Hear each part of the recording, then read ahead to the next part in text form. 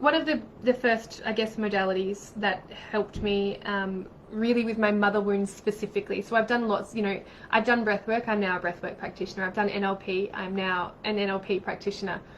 One of the things that truly helped me identify the parts of myself that I was rejecting was actually embodiment work, which is tantra, a bit of sacred sexuality, a bit of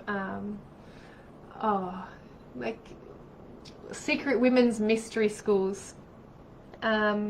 And this was nearly 12 months ago now, probably 8 months ago, well, 8 months ago now, almost 9 months, with Wild Grace. I'm actually priestessing for Wild Grace in Perth, WA, 30th of June to the 7th of July. So I'll be helping hold the container with 2 other beautiful women, Melody and Jade. And truly this is how I do my work. I tend to heal in a modality. It affects my life in a big way. So I learn that modality so I can embody it. Then once I've embodied it, I incorporate it into the work that I do. I will never, and I will generally never say never, but I don't believe I will ever be a sacred sexuality or a tantra instructor. So if this resonates with anyone, I can point you in the right direction, or you can join us in Wild Grace in June. But what this embodiment work made me realize,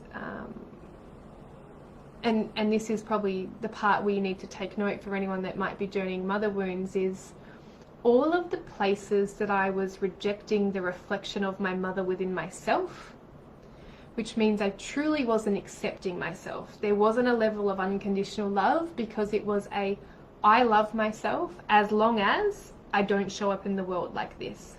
Or I love myself as long as I don't let my raw, unfiltered self show up in the world. And it was in this medicine in Costa Rica, you know, we were in the middle of the jungle in Costa Rica, so I'm sure that had some magic too. But when I dropped in and embodied Wild Woman, it sent me into a full cathartic process, which wasn't the intention.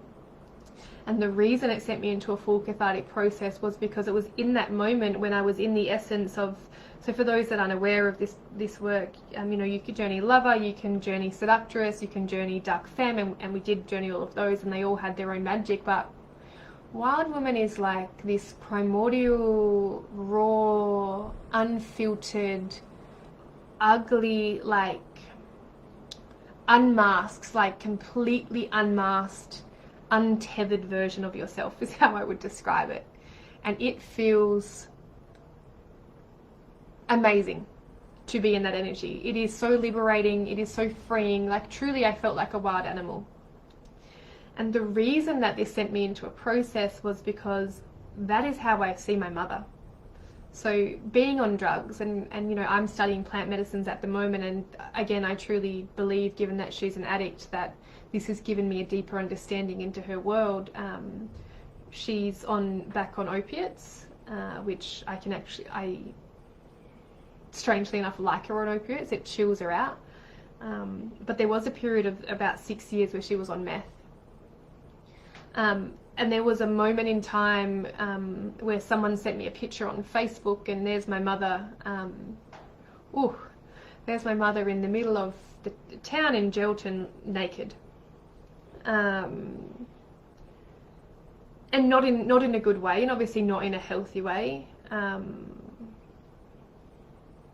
But journeying Wild Woman, you know, wild hair, like I bit myself and I bruised, like just this raw, unmasked, unfiltered, untethered version of me. Like I was sexual and I was strong and I was a little crazy.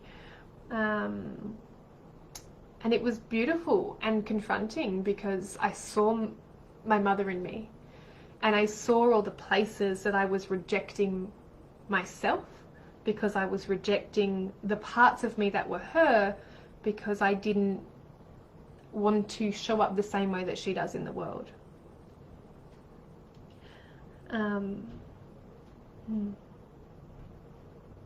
So it made me realize that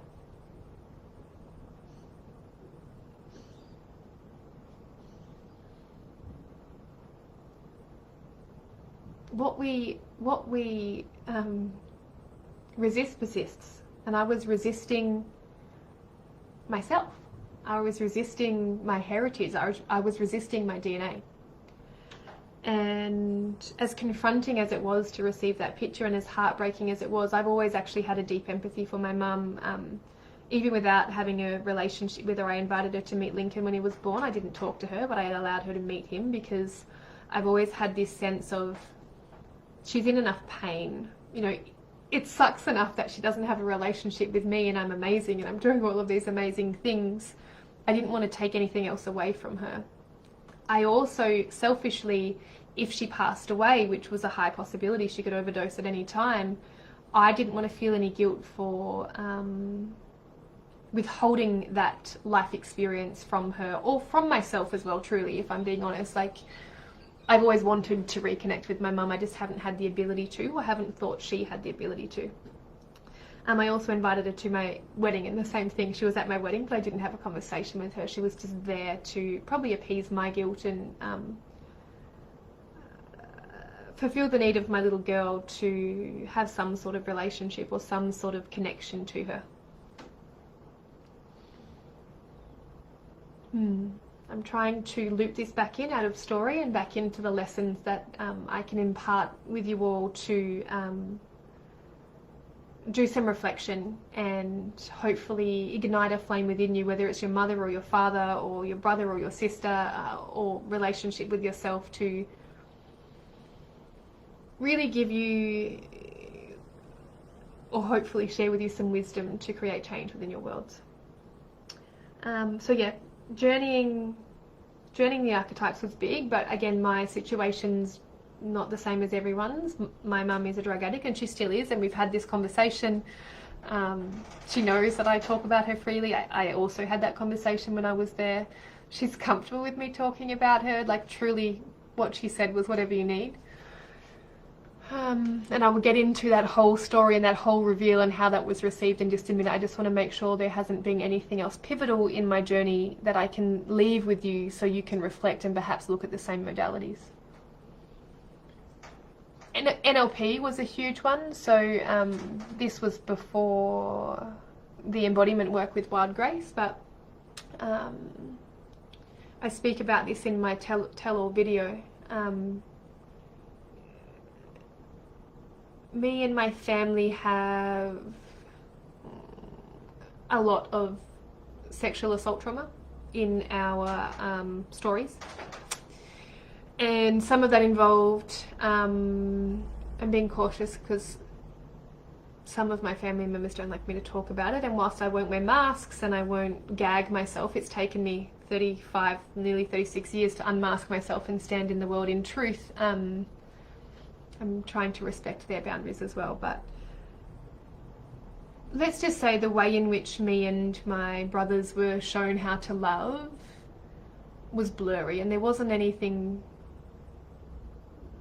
you know, too deep or heinous there, but the way in the story which I attached to it made me feel like I wasn't deserving of life itself, that I was a monster because I never stopped it, and I was a child. So again, my logical brain knows that I couldn't, but I was the middle child, and in my eyes the strongest at that point in time. But I've definitely worked on softening into giving that karma back to my brothers and my dad and my mum. That has been a part of my journey, is this wounded little girl sort of took on the world, sort of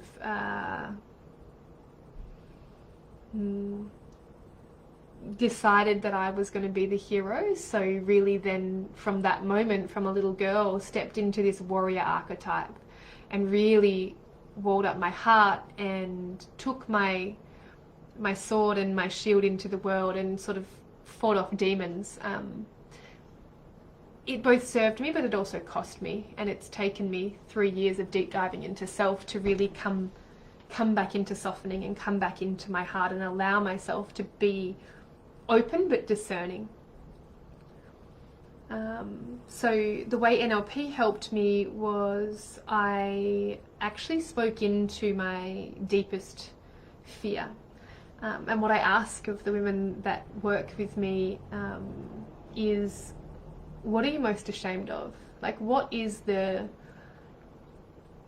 one thing that this voice inside your head tells you that you know, for me it was, if people truly knew what your childhood was like, if they truly knew how messed up your childhood was, because I wore masks my whole life, I would speak about, I would speak about, I would speak about, you know, that my parents were on drugs and that we had a messed up childhood, but I wouldn't actually speak into any detail. And the reason is because of all this shame and guilt, and you know, what I say in my magic to the world is removing shame and guilt, because truly shame and guilt are the shackles that keep us bound, the shackles that keep us stuck in narratives that are no longer serving us.